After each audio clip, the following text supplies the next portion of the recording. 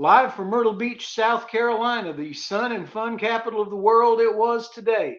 I'm Dr. John Stamey, welcoming you to another edition of ScaryCast. As we always say, ScaryCast is about the paranormal and the interesting people that I meet along the way. And I met one of the most interesting people a little while back. He is the father of a friend of mine, and I'll explain all that in a minute. First of all, I want to introduce from Ewing, Virginia, the town with one blinking yellow light, Matt Delph. How are you doing tonight, Matt? I'm doing excellent. Glad to be here. We're Glad to glad be. you're here too. It's always fun to have you. And then from Niagara Falls, Canada, where I desperately want to go eat at the Flying Saucer Cafe up there, Mark Johnston. How you doing tonight, Mark? Hey John, how's it going, guys? You're invited here anytime. I'll take you to the Flying Saucer Restaurant. It's one Oh, of the I can't attractions wait. of Niagara Falls. You got to go see. We might have to run a little Comic Con up there. I think that would be a blast. Yep. And you sent me pictures of it, and I just want to go. So, and I've got some friends up there in the area, and some things that we can do if you can dip down into New York. I've got some pretty interesting friends, so we'll see what we can do. All right, tonight from dear old Conway, South Carolina. In fact, that's pretty close to where I live. I want to introduce Dr. Larry Biddle. Dr. Larry Biddle happens to be the father of one of my best friends, Marshall Biddle, who has just been a great friend ever since we accidentally met, thanks to WLSQ FM, Banana Jack Murphy. You just never know how you're going to meet people. And then one time, Marshall and I were over at his parents' house, and I met them. And they are really some of the nicest people here in Conway and the Myrtle Beach area. So, Larry, Dr. Larry, great greetings here from ScaryCast. How you doing tonight? I'm phenomenal. Thanks for inviting me, and looking forward to our conversations, and appreciate what you all do. And it's we got a good bit of the planet covered. That's a good thing. Absolutely, we do. And I have an ulterior motive for asking you on here. And I told you a little bit about it earlier, and I will explain because I think you and I are both in the business of improving people and improving their minds. Am I correct? Absolutely, yes, sir. And tell us just a little bit about your background. And tonight, we are celebrating the 40th anniversary of 10 business principles, the 40th anniversary. They've been around a long time, and apparently they're working. So, Larry, the floor is yours. Well, I was born in Aurora, Colorado. My father fed the Flying Tigers in World War II, and when he got back from the war, we moved to Sacramento, California, where I grew up for probably 18 or 20 years. My dad was uh, Western Canadian. My mother was from her mother was Western Band Cherokee in Oklahoma. So I guess I'm a Scott Cherokee, which someone asked me what's the easy definition of that, and I said kick ass. But anyway, that's the way it works. So I'm an only child, and we moved to Sacramento, and my mother did a lot of things, but she worked in the governor's office for Ronald Reagan when he was governor of Sacramento, or governor of California. And so the best part of all that is when he was running for president, he was in Columbia, South Carolina, and so we decided Jenny's parents, she's Alabama and actually Maine, Bucksport, Maine. They wanted to meet him too. I said, well, I've met him, but I was a child when I met him, and so let's go to Columbia and meet him. So we were in line to meet Nancy and Ronald, and it got to me, and I said, Governor Reagan, I said, soon to be President Reagan. I said, listen, I'm Larry Biddle, but you don't really know me. I mean, I saw you a lot, but you may remember my mom. And I said, he said, well, who was your mom? I said, Hertha Biddle, Hertha Biddle, Hyrtha. She ran the whole switchboard. Those are the days, y'all, when you had to put a little cord in a hole. So she had to train about 50 operators because if the cord went in the wrong hole, it went to the wrong person. And so that's really dynamite. I played a lot of baseball. I've been playing baseball since I was 5 years old, and so with parents, we built the little league stadium and all the things. And I ended up playing in high school. And when I got to Babe Ruth League in the summer, I had a coach who was then the scout for the Milwaukee Braves in Sacramento, and he was talking to me about going to try out for the Braves. Meanwhile, I was in Christian Brothers schools and Holy Cross sister schools. I was, just to give you the beginning, I was kicked out of public school in first grade, so I ended up in Catholic school. And we ended up we got to Catholic school, and they said, you and this little guy Prinzo, we were little guys, and they said, you're going to serve mass every morning for Monsignor O'Sullivan at the side altar. So here's a 11 by 17 card with in Latin. The mass was all in Latin. They said, learn this. It wasn't, would you like to? They just said, learn this. Well, we said, okay. We didn't know. So we were saying it every morning. In about a month, maybe a little longer, we find out that we don't have to look at the cards anymore, And I know it led to my language ability, because if you're studying Latin as a 6-year-old, you might have something going on there. Anyhow, so when I got to college and high school, when I got to high school and college, the Christian Brothers wanted me to go to St. Mary's College of California. That's over the hill from Oakland, and uh, so I ended up doing that. The Braves in those days didn't make a whole lot of anything much. No baseball players did at that time. So I'm sitting I'm a freshman. I had so much Spanish. I had 4 years of high school Spanish, and I'm sitting in this dorm room with this senior who's from St. Mary's. They're the Gales. They're pretty popular. They always playing Gonzaga, so that's West Coast rivalry stuff. And he says, if you really want to become really fluent, you should go to NYU Spain in Madrid. So it kind of planted a seed, and I began to look into that, and I got accepted. So I decided that's what I would do. Well, they gave me credit at St. Mary's for, let's see, 101, 102, 201, 202, all the labs that go with those, and an advanced conference. They put me in a junior level class.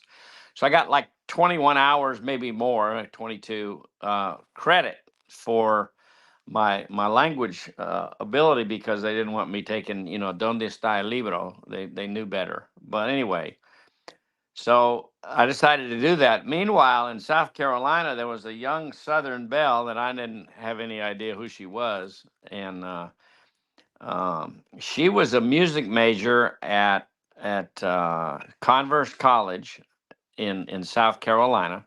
Her mother had gone to Juilliard in New York, and Burl Ives was her house monitor kind of thing. So she was connected to that.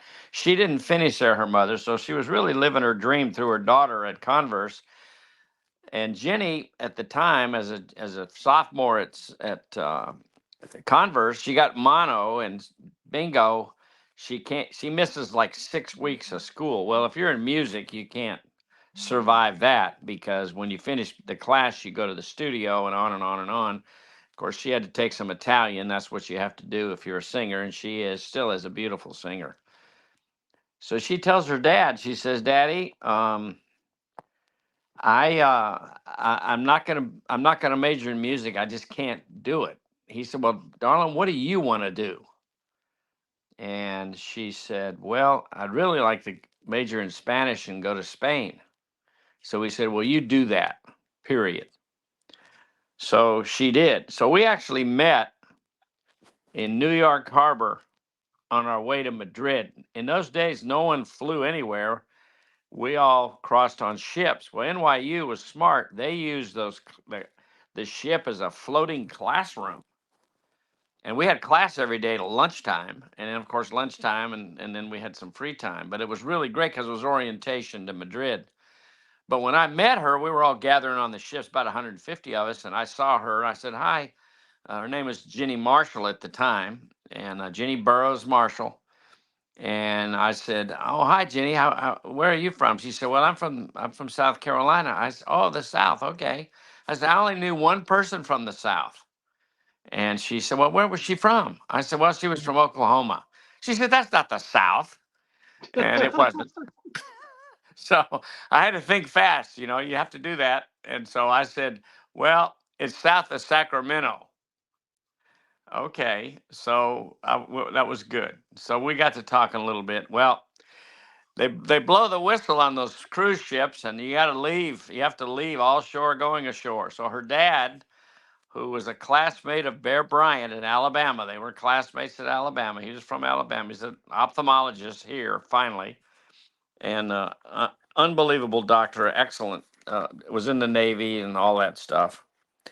And he says to her, Jane, when he called her Jane, he knew that she was really had to listen to what he was going to say. He said, listen, Jane, this is him. He's a character. He said, Jane, don't you come home with no damn Spaniard. Why don't you find you a rich Biddle? And that didn't mean too much to her, but here's why he said it. When we were in Madrid, the ambassador to Spain was Andrew Biddle Duke from Philadelphia. Well, I'm a Western Biddle, not an Eastern Biddle. But no one in Spain looked at my passport other than my last name, and in we went to everything we wanted to go to, right? So we met on August 21st, 1962, and we married on August 22nd, 2 years later, because we had to go back to our respective colleges and primarily finish our senior year, because you do all your major in 1 year in the language, all that good stuff.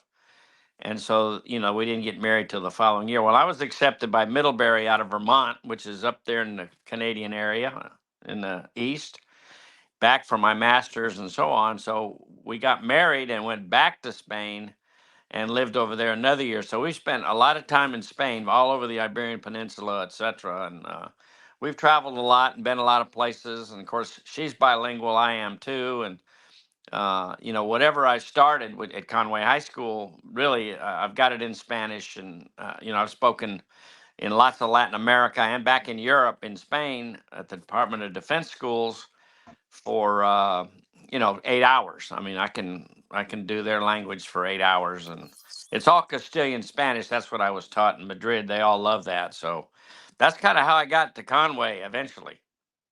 Right. Well, now you've got another connection that I want to explore with you just a little bit, um, because it's something your son told me about. You said that your wife was from not only South Carolina, but she has family in Bucksport, Maine, right? Yes, she does. Yep, she's a And you, buck. and you know, we're about the paranormal and interesting people. One of the most famous paranormal sites in the entire United States is in Bucksport, Maine, isn't it? Yeah, that's what you said. You're right. No one That's knows that right. better than you, John. Pardon? I said, yeah, no one knows that better than you do, of course. Right. And in fact, it was when I first met Marshall, he came on here and talked about it. Do you want to just tell everybody a little bit about that very famous grave up there in Bucksport, Maine? Yes, sir. We were up there because she and I have traveled a lot, so we just take off and go places. So we were in Bucksport, and there's an obelisk in Bucksport that belonged to Jonathan Buck, and Jonathan actually burned a witch at the stake. Now, Larry, hold on a second. Just so some people might not know what an obelisk is, but think about the Washington Monument. Yeah, Okay. an obelisk is it's got that pointed top with like four sides, I think, normally, and it's, you know, it goes up. This thing is it's right there on the highway in Bucksport. It's probably I don't know, 12 feet high or so, maybe 15. But then that's where he was buried. But one of the things that happened was on that granite, which is granite's everywhere up there. We don't have too much granite here, but in South Carolina, but is a witch's boot that they cannot get off of the obelisk. And they've done everything they can do, but it doesn't come off. It's like So an image. They've tried to scrub it and everything, and it just won't go away, will it? no, sir, it won't. And they've done. I'm sure it's still there because it's kind of like etched in there from inside out is what I would say. I like the term inside out. It's a powerful way to think about stuff. All I do in education is inside out too, so that fits my uh, glove well. Right. Well, I have some friends. I heard about that. I've got some friends who are into Norse mythology, Right. and they're really all into it. There are, if down here in South Carolina, we have Revolutionary War reenactments and we Yep. have Civil War reenactments. Up there, they have Norse war reenactments. I mean, they're just all into this. And my friend said, we've got a really famous um, paranormal thing up here. It's called Colonel Buck's grave. Is that right? It is Colonel Buck, Yeah, right? Jonathan Buck. Yeah, Colonel Jonathan Buck. Yes. And so anyway, I was in Marshall's office. This was right after I'd met him, and I said, I heard about a really famous um, paranormal location up there. He said, well, what's that? I said, it's called Colonel Buck's grave. And so for 20 minutes, I heard about Colonel Buck's grave. And then Marshall came on this very show and told us about it. Now, that was well before we were on iHeartRadio and on YouTube, and we were all over the internet. I mean, so we've got a much expanded audience. So thanks for that. And I want to get Marshall back on. He's got a few really good ghost stories, and I'll just see if I can't just have you on there so that you can join him in talking about Colonel Buck. And because there's another thing down here in our county, in Horry County, we have a place called Bucksport. Is there a relationship between your family and Bucksport? Yes, absolutely. Here's what they did. The Bucks were shipbuilders in Maine, and they needed pine. So we have all these pine forests. South Carolina's probably got more pines than any place anywhere. Still have them. It's a big industry. So they came down here and they sailed down and they established 3 mills that were real creative in the names: Upper Mill, Middle Mill, and Lower Mill. And so what they did, and we know that because they would come down, they would throw the granite ballast, the ballast stones that they had in the Northeast and in Maine, onto the bank. Well, we have pluff mud. Pluff mud is silt in the marsh, and it's it's you step in it, you're going to go up to your knee. I mean, that's the way it works. It's just soft. So you see the ballast stones. Well, then they took the lumber. They cut the pines and they took the lumber. They milled it and they take it back up there to build ships. The South Carolinians, somewhere in the 1780s, I think, or so maybe a little after that, or right around there, they built one ship called the Henrietta, and it was a 4-masted schooner. It's just an outstanding ship. Well, the main shipbuilders were mad about it. They said, hey, you can't build any ships down there because we quit. You got to build the ships up here. Don't build any more. We said, okay, okay, okay. So they'd only build one, but it weathered a lot of things and sailed all over the place, and that was good. But we have a direct tie to Bucksport. Yeah, automatic. Right. Well, now let me just ask you one favor here. Do you have a picture somewhere in your archives of Colonel Buck's obelisk grave? I probably do. I just gave 50 to 60 years of all my photography, my father's and mine, to a friend that is going to put all that on a flash drive. And I must have given him 2,000 slides, most of them in Kodak carousels, and boxes and little tiny boxes and all that. I know I have a picture of it somewhere because I remember taking it. So we'll have to get to when Ginny and I went up there, and I'll have it. He's categorizing this whole thing. This is what he does. Yeah, and Okay. so I will have one. Yes, sir. Well, that's great. So when we get you and your son Marshall back on here, we'll have a picture of that for everybody to enjoy. So, it's really, first of all, it's very interesting how many people really have ties to the paranormal for some reason, some way, shape, or form. A lot of people, because I think, Larry, there's probably just a lot of paranormal out there, isn't there? Yeah, I think it's as you and I have talked about, it's hiding in plain sight. It's a lot of places until you start talking about it with somebody or talk to somebody that has some knowledge. There's a lot of connection, obviously, and rightfully so. And it's what's really funny is so I'm here in my nice condo here in Conway, South Carolina, and I have a roommate. It's the gentleman that lived here before he died, and he is Yes. here. And it's just really interesting. There's lots of paranormal around, and I think in the South we tend to appreciate the paranormal, and we study graveyards and ancestry.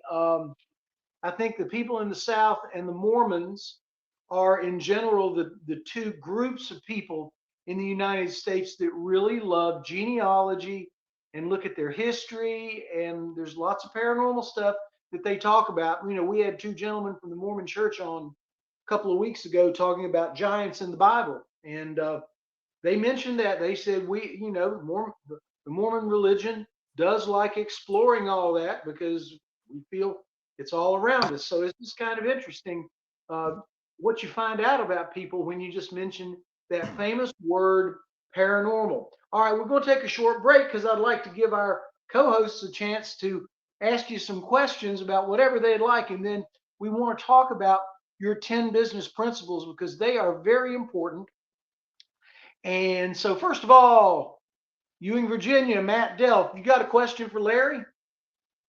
Uh, yeah. Now, when you met Ronald Reagan, was this during his acting years? Had he already started acting then, or was it prior?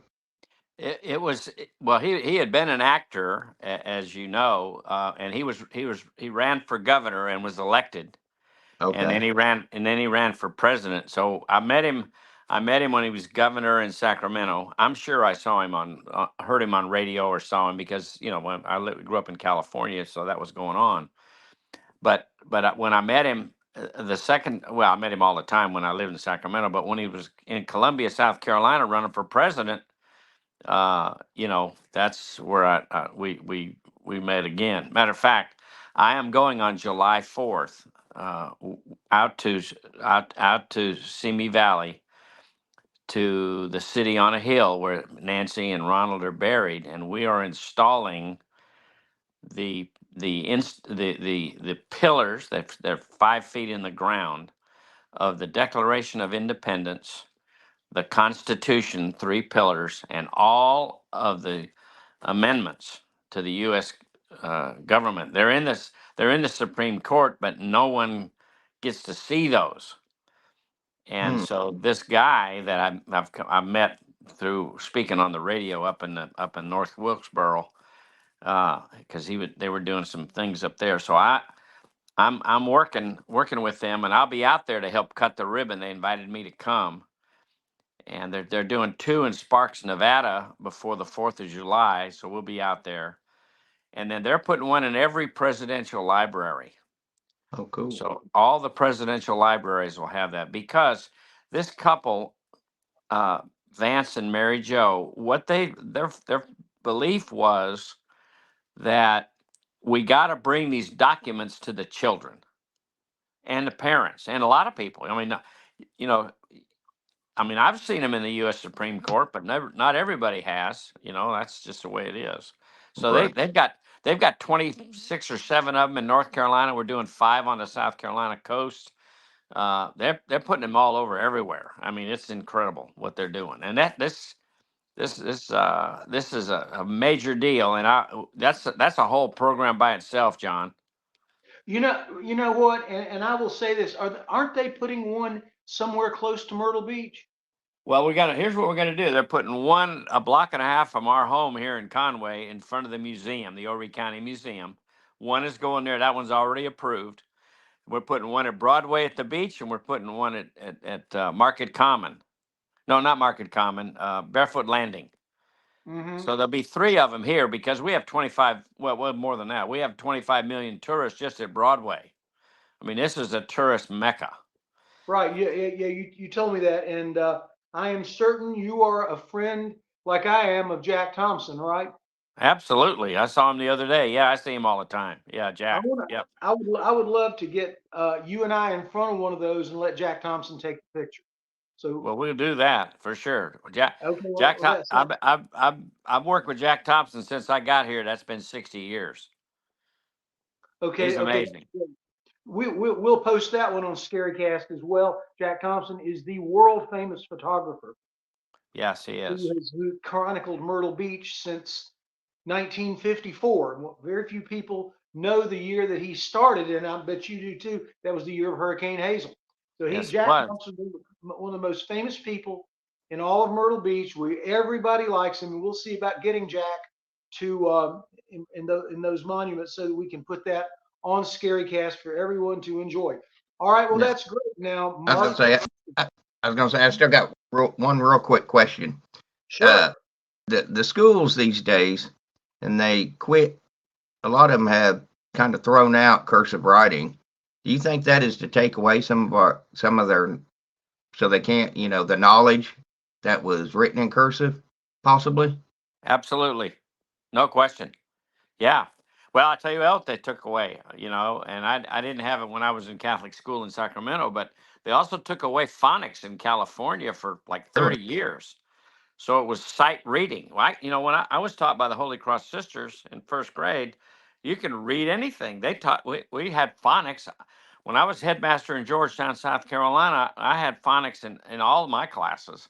And you ought to see my signature. I've got a great signature because not only did I practice in class, we were misbehaving all the time. So they sent us to the penance room, which you had to write more. So it's all good. we got plenty of practice. That's great. Well, I'll tell you what, I've also got a very close friend of mine who I was speaking with today. They are television and movie producers, and I'll let him know when you're going to be in California. And I think he's probably near there. I know he would love to come meet you, and I think you'd like to meet him. He was in college with me at Wake Forest, so really great guy. Let's link us up because I will. I can invite anybody I want. So I'm inviting people to come. If he wants to come to the ceremony, he's welcome. The installation. All right. We will talk about that shortly after this. It's just so funny. We have a lot of friends in common and a lot of friends with the same interests, so it's really great. All right, Mark Johnston, what you got for Dr. Larry Biddle? Yeah, well, it seems like Larry, you're a very rational and reasonable person, scientific. I just want to know any paranormal type of topics that you are particularly drawn to and have any rational explanation for in your own way. Well, I guess when I first came to the South, which was the first time here was summer of '63. I realized that there's a lot of ghost stories and stuff down around here. I mean, you got Blackbeard, the pirate. You got all these things, and the Gray Man who comes, and different things. Brook Green Gardens is eerie. It's these oaks and the Spanish moss gives you that normal feeling, you know. And when I went to St. Mary's, this is something I need to share with a lot of people because I don't think we're doing it like we should be. I'm a college graduate, bachelor's degree of the great books, so we had to read the 100 great books, period. And if you didn't read them, then you're not graduating from St. Mary's. And so that's when Cliff Notes had just come out. So there we go. You use Cliff Notes and you're expelled. We lost 5 kids in my class the first month. You can't, you read the book, you sit down with a teacher and you discuss it. Well, ghost stories and all those things, you know, when I came to South Carolina, I don't recall too much of that in California, but here it's real. And I guess John has helped me shine a light on it. I never thought about it through, you know, what y'all may understand, but you know, I'm all over teaching for learning, which is what I do. Yeah, it seems like there's a bit more of the folklore in that part of the United States, right? In that southern aspect. You're right. There is. Yeah, a lot of it. And it's, you know, it's passed on, you know, from the generation to generation through stories. The storytellers in the South are just amazing. Although, you know, I've been in Salinas, California with some great authors out there. You know, and I read all the literature. I mean, I've read so much literature from the world's greatest authors that you know you had to. You know, that's the way it worked, and I'm glad I did because it's a broad, deep education. It's not narrow, shallow like so much of what we have today, which is not much. Right. Absolutely. So the part of the question was, do you have a rational, reasonable explanation for like that paranormal activity, like ghosts? Like what would you think like their explanation for ghosts would be, like if there was ghosts? Well, you know, I was reared a Catholic, okay, and the Catholics have Father, Son, Holy Ghost. I was saying that in first grade, so I knew about the Holy Ghost. So I planted the seed. I knew it was something that was ephemeral, and I knew that, and I believed it. Of course, now I'm an Anglican, which is an English Catholic, but we believe in the Holy Spirit. And so when you look at that, you know, and living here and having been where Martin Luther King Jr. was in the Bluffton area, and working with the University of South Carolina, we started University 101, which was something for all students in their first freshman year. So I believe the Holy Spirit is here. And you know, I know the Holy Spirit is. That's the one person that was sent after the resurrection to be with everybody, and he's here. Cool. Thank you. That makes sense. Yeah. Okay. And I've got a quick note. I normally during ScaryCast I go get a book to show everybody. This is a grand book. It's called The Sun and the Serpent. And this is about energy lines in England. And one is named for St. Michael, and the one that crosses it is named for St. Mary. And we've got a lot to talk about. Dan Shaw is a very good friend of ScaryCast. And Matt, you were on Tuesday night when Dan was with us, right? Yes. Yep. He is a phenomenal guy. He knows so much about these. And in fact, we're working to try to bring him over here the first weekend in October to do a series of conferences down in Lakemont, Georgia, and in Clayton, Georgia, and hopefully in Atlanta, because he has sold so many books. He sold thousands of books. He says he's got about 4,000 people on his Georgia email list. So he's going to be got a wealth of talking. knowledge. What? He's got a wealth of knowledge. I mean, he can cover just about anything and everything. It does, and I mean, it's great to get really good people like that calling me and wanting to talk makes me feel worthwhile. But no, so there's some really great things. This is something that he can talk about. This book by Hamish Miller, and I had to order this from England, and it finally got here after about a month. I was afraid it got lost in the shuffle, but it's just really interesting what we have, and also I guess my college friend, the reason we started talking about the paranormal is he said, John, do you have any contacts or friends that you think we might could do a good documentary on because they do documentaries that play all over television? I said, well, I don't know, but I might have a couple people. And I said, why? What kinds of documentaries are you doing? And the first thing he said was Nancy Roberts. Now, I don't know if any of you know her, but she was the first ghost story author in the Carolinas. She's from North Carolina. She wrote all about the Mako lights, all the hauntings in the state capital of North Carolina, things in Charleston. She was a legend. And then that's how we started talking about the paranormal. And we never could get off the paranormal. It was great. So you know how it is when you have friends and someone mentions one of those names. If you know them, Larry, you know the deal. If you know it out of your literature, it's amazing the friends that you can make, isn't it? Yes, sir. Absolutely. Yeah. All right. Well, that's great. Now, Larry, if you would please tell us a little bit about your 10 business principles because I want everyone to hear this. I think it's important. I've read them. I like them. I think they're great. And now these are particularly geared to students in what, high school and middle school. Is that correct? Well, here's the thing. It's kind of interesting when I was thinking about this and I launched it.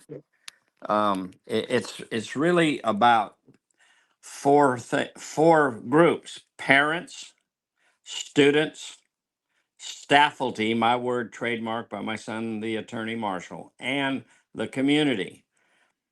And I'm a great follower of Seth Godin. Seth and he's in 34 languages and written a lot of books, and he's an amazing guy. I talk to him all the time. I'm sorry. Remind me who he. I know. Gosh, I know the Seth, name so well. I can't remember. Seth Godin is probably the most sought after business leader in the world.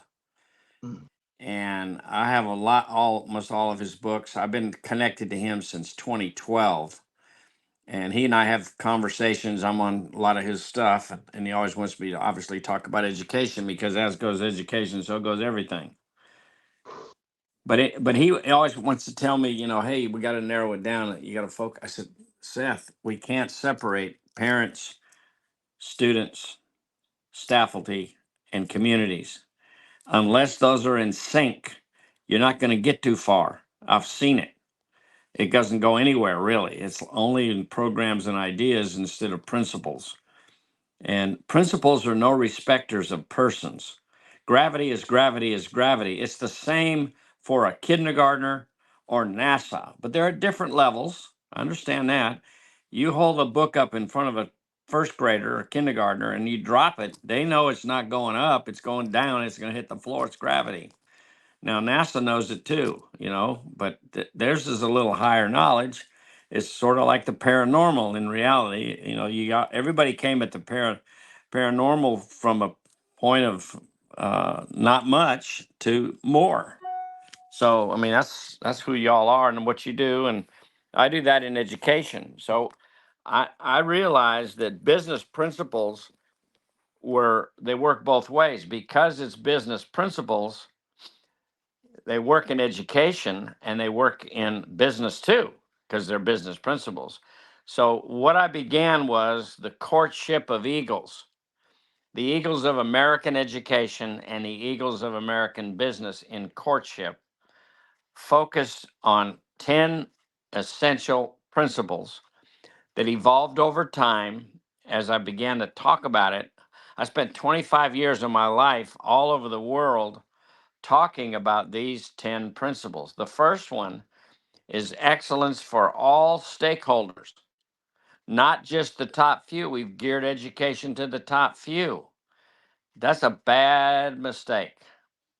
So here it is, and this is what we want people to understand. It's promoting standards of excellence in achievement and improvement. See, we got stuck in a lot of schools of excellence in achievement. Wait a minute. You need to look at improvement. I've asked teachers all over this country, I said, let me ask you a question. You got a student, first quarter, has 2 Fs, a C, a D, and a B. What do you do the second quarter or the next quarter? I said, you got to think quarterly. Stop thinking year to year. It's not effective. It's a joke. Kids they're teenagers, you know, these principles are for elementary, middle, high school, college. I've been a college president here. I've been everything at Coastal Carolina University. And so, you know, it's the way it is. The principals are never respecters of persons, no matter the age. Doesn't matter. So I said the second quarter, that kid races 2 Fs and takes the C to a B, and it maybe turns the other one into an A. Okay, what happens to that student? Well, you know what happens? Nothing. I said, you know what? This is where you're off track. That kid is at more performance improvement than anybody on your campus, and he never or she never gets celebrated. They all look at me like, oh my gosh, we never thought about it. I said, I know, that's why I'm here. Of course, I always start by things with educators and business. What are the 5 levels of listening? No one knows them. So I have to teach that. It's always good, whatever. But here it is. Excellence for all stakeholders, promoting standards of excellence in achievement and improvement for all participants, not just the top few. Number 2, all businesses have a guarantee. All right, so what's the guarantee in education? Ensuring that all teachers have the right to teach and students have the right to learn by focusing on classroom discipline, talents, attitudes, skills, knowledge, and style. Now, that's not going on at UCLA, I don't think. Have you noticed? I wonder what's going on at UCLA with all those riots. Nothing. But Yeah, it's a mess. But anyway, so, you know, they don't know this, but they hadn't asked me, but I'll be glad to tell them. The next one is number 3 is accountability. Accountability is responsible for tracking of engagement and progress to show academic improvement in attendance, behavior, grades, and other educational benchmarks. So that's vital. You got to understand that, you know, and yes, I mean, we've sold kids on you got to have a lot of fun. Well, how's that getting you anywhere? Fun is killing our kids. Young America today spends all their time in front of Game Boys. And you wonder why they don't get anything and can't do anything and can't even leave home. I mean, it's crazy. So those 3 are the first tranche. The next one is images. You know, we showcase traditions, extracurricular activities, athletics, and academics. We didn't have an academic logo. Everybody is gaga over sports mascots. And I'm not against sports. I played and coached and all that on all levels, even college. But hey, it's about the mind. It's all about teaching for learning. Of course it is. So the images are critical. So I created a number 1 at Conway High School, and I've taken that all over the world. And people ask me, what's number 1? I say your mind, the power of your mind and who you become and the things you learn and what you have and what you do. It's all about action. Next one is my concept called VTW. This is a famous concept.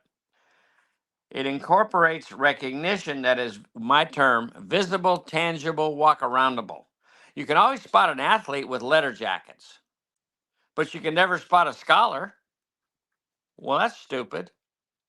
And I'm not against athletics. I played and coached, as I said. But here's the thing that reaches far beyond certificates and plaques. I've stopped schools from giving certificates. Whoopee. What do you do with that? You put it on your refrigerator. So we had VTW. I made academic excellence as visible as athletics. You know, athletics came from a guy named Amos Alonzo Stagg at the University of Chicago when he gave his players who had earned it on his football team, if they played enough, a blanket with a C on it. And therein was born the Letterman's Club. Over almost 150 years ago now. So what are we doing for academics? You know, the kids get put down. They rag on them, call them nerds and all that stuff. No, why? You got it. That's not working. The Coastal Carolina baseball, we just showcased. We had graduation this past week. There were 12 kids, and almost 9 out of the 12 were academic scholars and great baseball players that'll play in the major leagues. Because we focus on the mind. The other thing is, number 6, here's what I say all over the world. Show me your celebrations, rituals, and ceremonies, and I'll show you your school. That's all I want to know about. You could have a pep rally if you want, but that's about sports. So I changed that to academic rallies. Let's promote the scholar athletes. Oh yeah, them. Designing events that recognize students and faculty achievements with creativity, enthusiasm, and tradition. I call it, when I started all this, we named it Renaissance, because I was a product of Renaissance because I lived in Europe and I studied all the Renaissance classics. So that's what we went with.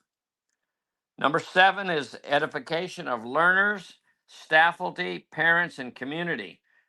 Identifying and providing meaningful resources for all stakeholders.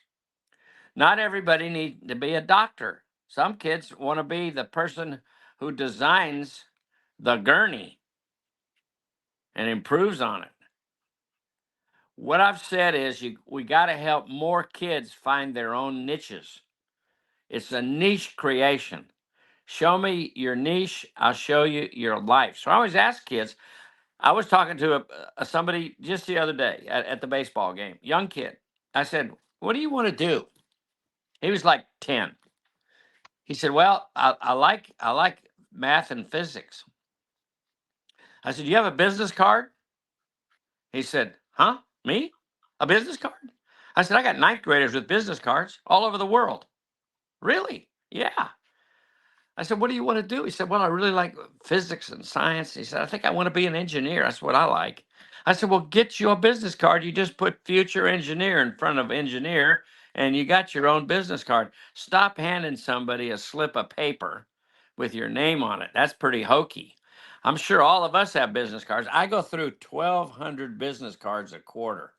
I give them to everybody all the time. I went through 6 or 8 today. Wherever I am, I don't care where I am. I meet people.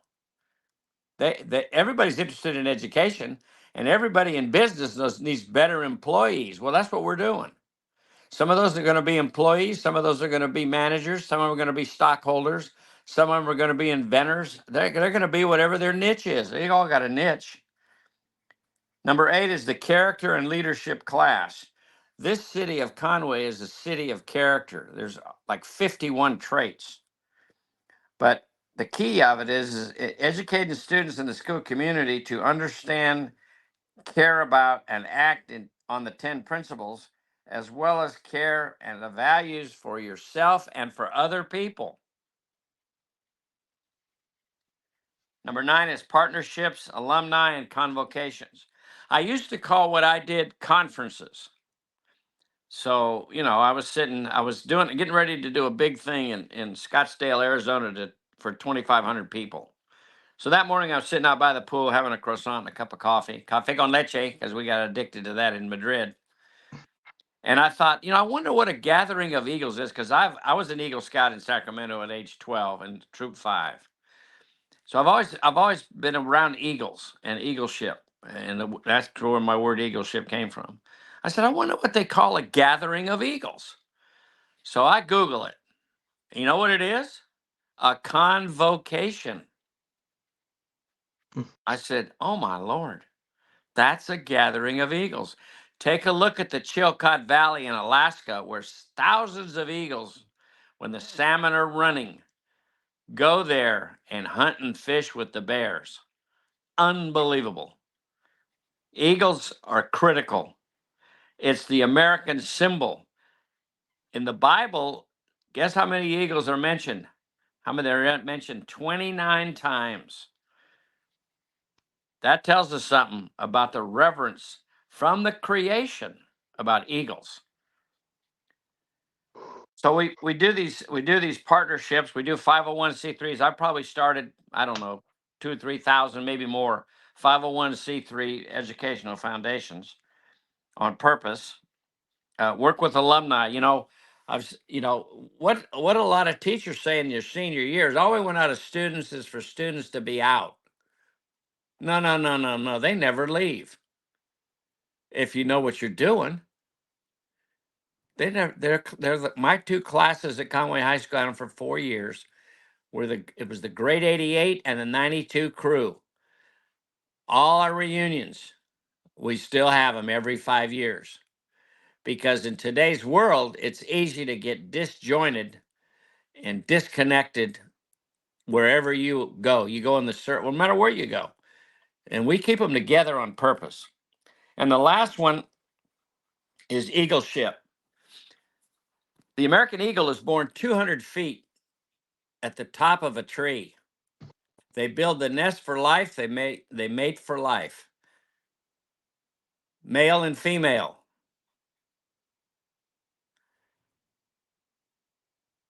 The power of the American eagle is simple. They understand, and by nature, how to soar higher and higher and higher. That's why it's our symbol. What a better symbol for America than the American eagle, whether it's business, education, or whatever it is. So I have wristbands. I go through a lot of them. That's on the right. You hold up your right hand and make them nest 200 feet in the air, and that's where they're born. They're born, and the eaglets, very cared for. They normally have lay two eggs. They take turns sitting on them. When they hatch, they both take turns feeding them. I mean, it's parenting 101 for everybody. If you just follow what the eagles do, then you got it. The reason they have to have a big nest is because eventually in that nest, you're going to have mom and dad with 6 to 7 foot wingspans. And the babies, as they grow, they're a little gray fuzzball. Their first meal is called pipping, which is inside the egg. That's their first meal. Then they have to be fed. They bring them fish and other things. But pretty soon they all get up and they get big, and they get ready to fly. And I'm going to finish the story about how they get them to fly, because you're not going to believe what it is. It is vital. On the other side of the coin are my other examples of things on the left, like buzzard ship. These are all my words. Buzzard ship. What do buzzards do? They eat dead things. We got people stuck on dead things, and they don't grow. That's a mess. Another one is the chickens, and we got all these things that I use. I'm gonna take one off my wrist because I don't go anywhere without them, because I give them away all the time. But it's eagle ship, and then it's buzzard ship, and then you look at what happens when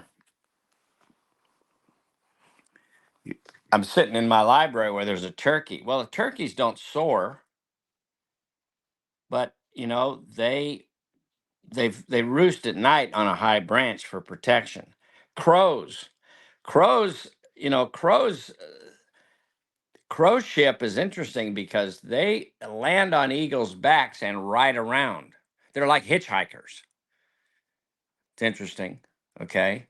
Then there's chicken ship. You know, chickens basically peek, peep, peck, and poop all over each other all day long, gets deeper every minute. And be careful of that. I don't know if you ever clean. I raise pigeons for the Eagle Scout Merit Badge. So, you know, that's that piece. I know about that. And you know, armadillos. The armadillos, you know, there are a lot of them in Georgia, and we have a few, but in South Carolina, but a lot of them are in Georgia and Florida. They, you know, they roll up into balls to defend themselves, and they put their head up their butt. We got a lot of people that have fallen into that trap, as a matter of fact. And so you begin to see oysters in front of our house in Murrells Inlet. They're stuck in pluff mud. And we have a lot of people, when it comes to knowledge and learning and growing, they're stuck in pluff mud. They can't move. They only open their shell so that when the tides come in and out, maybe a morsel will fall in. I call them illegal aliens. And we got them everywhere. And I'm telling you, they're about to take this country over, but we've had enough. That reminds me of an interesting concept called biomimicry. Well, sometimes we can mimic nature to our advantage, but a lot of people are mimicking, from what you're saying, to their disadvantage through ignorance and through negative psychological aspects of their character. That's right. So listen to how the eagles shuck the crow. Here's what we've learned about eagles. The crows just ride around. A crow can't hurt an eagle. I mean, this eagle stand 4 feet high. So that when the eagle decides that he's had enough of the crow, they just start soaring. Well, crows don't do very well with high altitude. The eagles have been seen by pilots 4 and 5 miles high. They are so high, their wings ice up. They have 2 sets of eyelids. So the crows just drop off. Eagles have 2 sets of eyelids. And one is almost telescopic. And then when they see some prey, whatever it is, they start in a dive and they're dropping fast, probably at 150, 200 miles an hour, and they're dropping. And then what happens is their magnified eyes and talons spot it, and that's when they go in the water, pull it off a cliff, go wherever they got to go. That's what they do. So it's amazing. It's an amazing symbol for excellence. And I like the word phenomenal. Good, great, phenomenal. You can be good, you can be great, you can be phenomenal.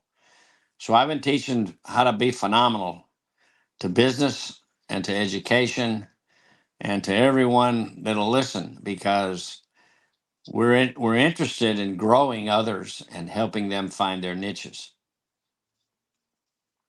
Awesome. That's wonderful. All right, I'd like to turn the floor over to Matt and then Mark for the last word. Matt, what have you got that you'd like to ask Larry? I think that was first statement here. Thought that was pretty interesting how the Eagles, you know, the crow is the freeloader. He's trying to just catch a free ride, and the eagle levels up way too high, and the freeloader just has to fall off. But in today's education system and stuff, you know, and with businesses and stuff, do you think college or a trade school, which one would you say would be better in today's economy? The answer to that is it depends on the student. Not everybody's needs to go to higher education. I have all those degrees. So does John, but I'm an educator. But that's not, you know, that's not who I am. And you know, we have a tech center right here in Conway, side of Coastal Carolina University, and I help establish both of those schools.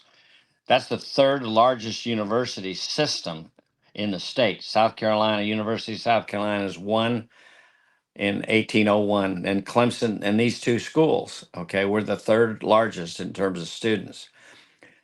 So it's not about knowledge. You know, what makes knowledge valuable is the use of knowledge. And theories are fine, but I didn't base any of my principles to improve education on theories. And there's to me, I don't ever compare them.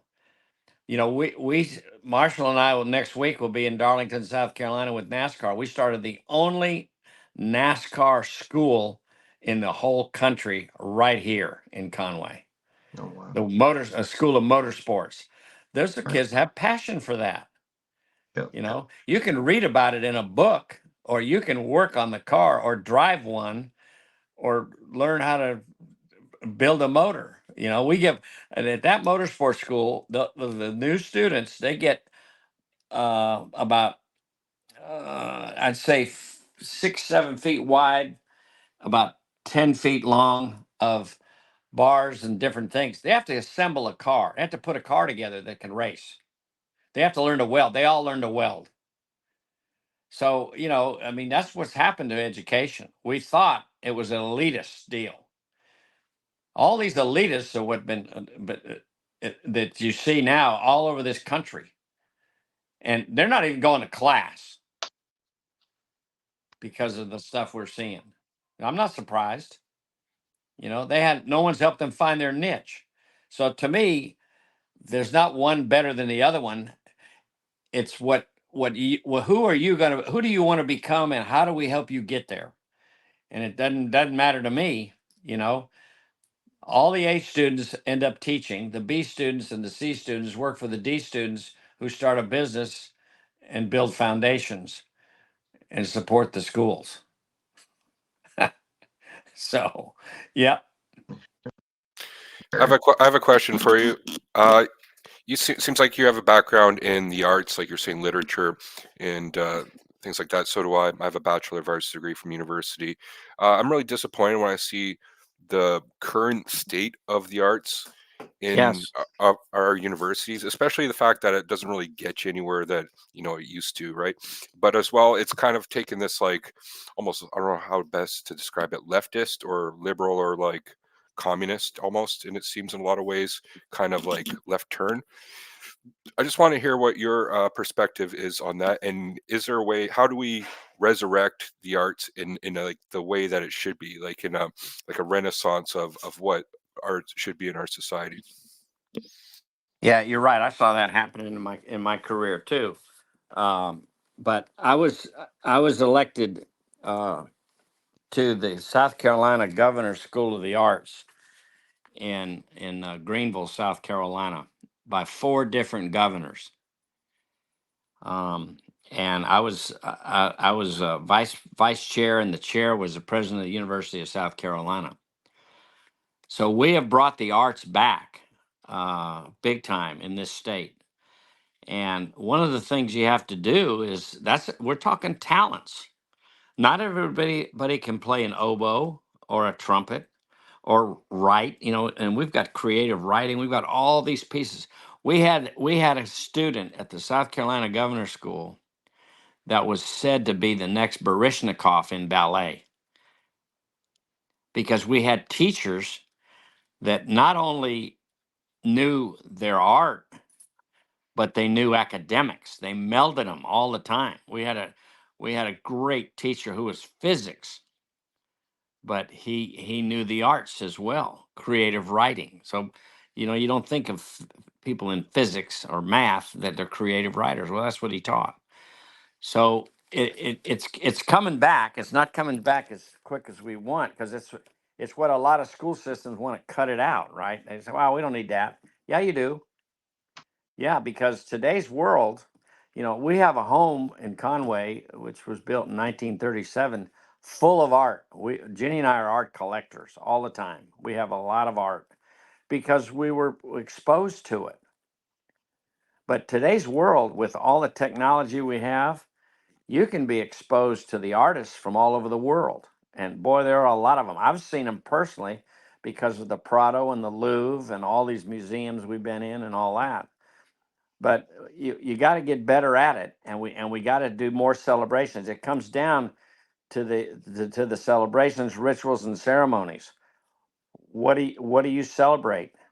We want to celebrate academics, like everybody's going to the NFL or the National Hockey League. Nope.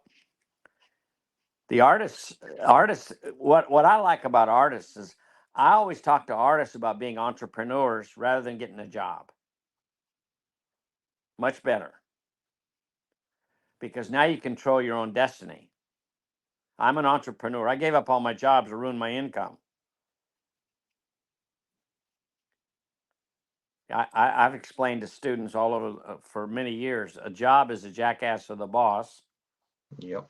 and a boss spelled backwards is a double SOB. So Yeah. what do you think? I mean, hello. Yeah. So I want people to think. I said, no matter what you're doing, I don't care what you're doing, you can do something on the side that can be bigger than the job.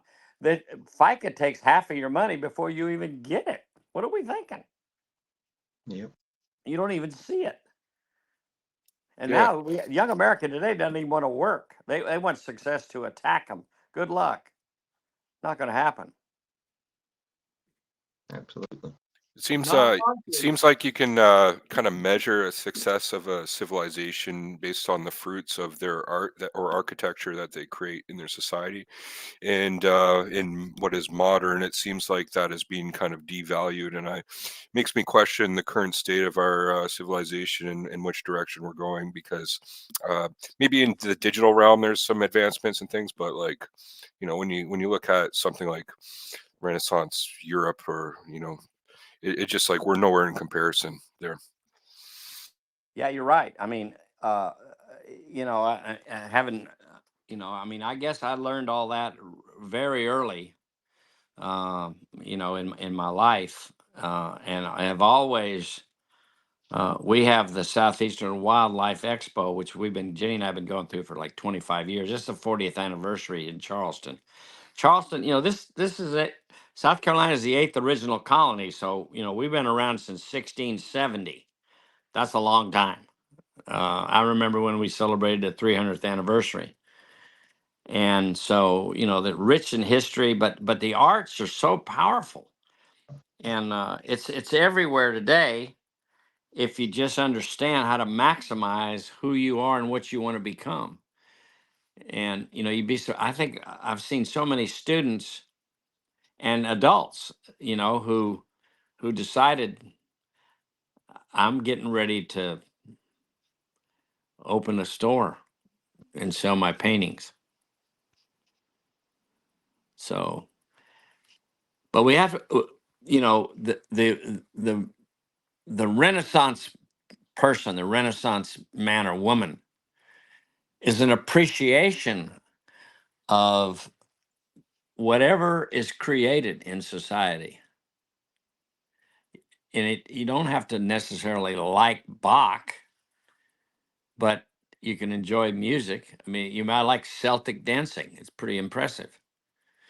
I got our priest is trying to learn to play the bagpipes. That just looks easy. It's like golf. It ain't too easy.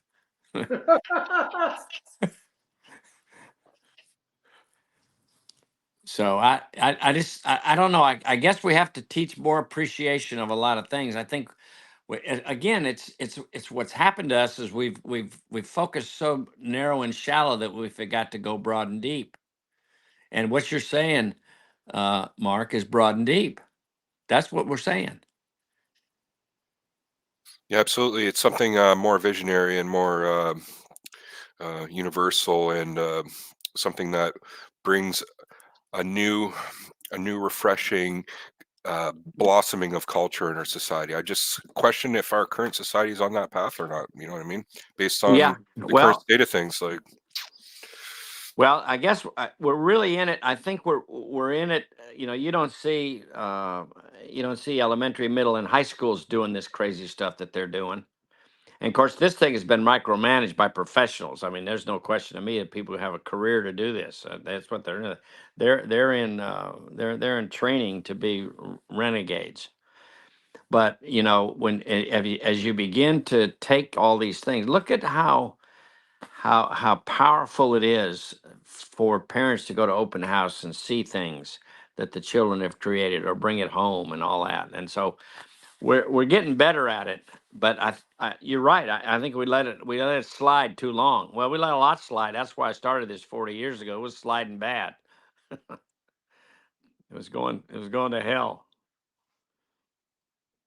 Well, we got to keep it from doing that, Larry. And you know, you've We been are. a really, you've been a really inspirational guest. And I'm going to go ahead and ask you back. Very soon, we've got a lot more to talk about. We didn't even start scratching the surface, and you've got a lot that you can educate us and our listeners on. And I like that. I mean, every time we're here, when we tell paranormal stories, when we tell folklore and mythology, that is the essence of what we do. That's the academic name for it. I think it's great. We just got to keep doing it. We've got to keep looking at our heritage, talking about Colonel Buck's tomb. That is pure history, isn't it, Larry? Yes. Well, let me, since we're holding up stuff, I'm going to hold up something. It could be the next time we get together. I have designed an assessment tool. Okay. And this assessment tool is what I found, and it probably answers Mark's question better than, and you too, Matt. It answers everybody's question because educators, especially parents, students, they don't want to look at where they are. That's why they can't get to the next levels. Yep. And so we designed a system, which is the 4 tranches: teaching for learning goals, school culture and climate. There's 5 questions. And then the edification, and then sustainability. Those are the principles. Those are the tranches of the principles. Now, here's the key to this. Nobody wants to take this because they don't want to look at where they are. That's why they don't get to the new places. So we had a big conference at the Tech Center about a year ago now. And I said, bring a cross section. When I teach my 10 principles, I want a cross section. I don't want just kids. I don't want parents, just parents. I don't want business. I want all of them. And now we're going to take this assessment, right? And this assessment, we're going to give it to everybody. You think kids, teachers, business leaders, and the faculty agree on what's on how they answered the questions? Absolutely not. That's when it dawns on them. Holy moly. Yeah, I know. Exactly. The kids think it's this and that. You thought this, and the teachers are over here. Everybody,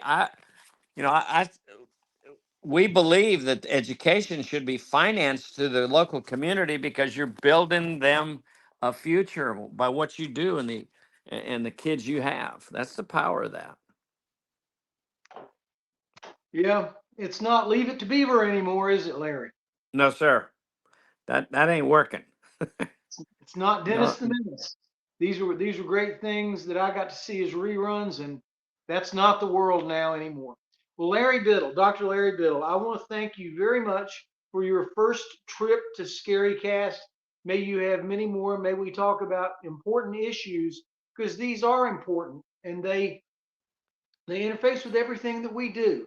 So I want to thank you very much. I want to thank our co-host, Matt Delph. Matt, thanks for being here. Thank you. And thank you for all the knowledge there. Mark, thank you very much for being here all the way from Niagara Falls, Canada. Yeah, it's very enlightening. Thank you, Dr. Biddle, and hope to see you again sometime. Yeah, I'm honored to be with y'all, and thank you so much. Appreciate meeting you, and look forward to working with you on whatever we think. Well, we know what they need. We just got to keep going. We know what a lot of people need, and I Yeah. think that's the point. So anyway, Dr. Larry Biddle, you've been just one superlative guest tonight on ScaryCast. We'll see you back soon. Thanks a lot. See everybody next Monday night. I can't even remember what this coming Saturday night, we have Les Durant out at Area 51. And that's going to be a blast. He is going to let us know when he'll be able to do his 1 hour ScaryCast. We'll put it on Facebook. Hopefully we'll have a great crowd about Area 51. He is out at his father's funeral out there in Nevada. So it's just going to be a blast. Thanks a lot, everybody. Good night, and we'll see you soon on ScaryCast. Thanks a lot.